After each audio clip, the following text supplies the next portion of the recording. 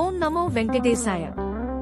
శివపురాణం ప్రకారం శివుని పూజకు ఈ 2 రకాల పువ్వులను అస్సలు వినియోగించకూడదు.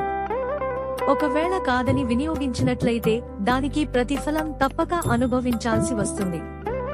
అందులో మొదటిది కేతకి పుష్పం అంటే మొగలి పువ్వు. ఈ మొగలి పువ్వును శివుని యొక్క పూజలో అస్సలు వినియోగించకూడదు.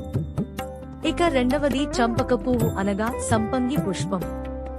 ఈ 2 రకాల పువ్వులను శివుని పూజలో వినియోగించినట్లయితే పరమేశ్వరుడు వెంటనే అక్కడి నుండి వెళ్లిపోతాడు. పరమేశ్వరుని అనుగ్రహం ఎప్పటికీ మనకు కలుగదు.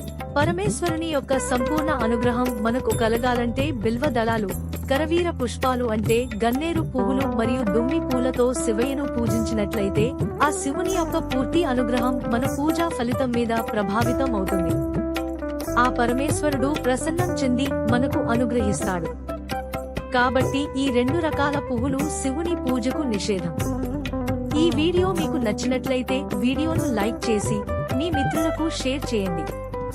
ఇలాంటి మరిన్ని వీడియోల కోసం మన ఛానల్ ను సబ్స్క్రైబ్ చేసుకోండి. Thanks for watching.